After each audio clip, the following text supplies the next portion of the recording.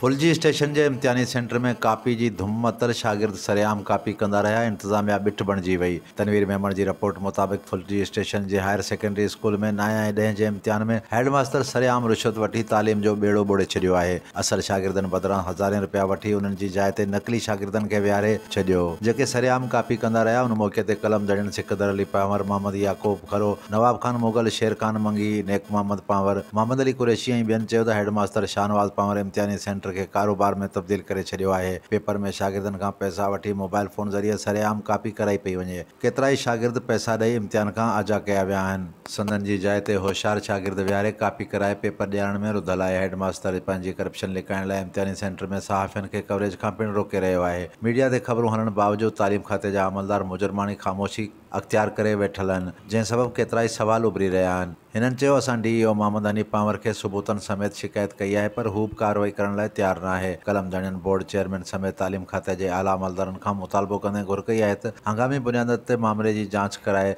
राशि corrupt headmaster ख़िलाफ़ कार्रवाई करे होशियार शागिर्दनि जे हक़नि ते लॻंदड़ धाड़े खे बंदि कयो वञे।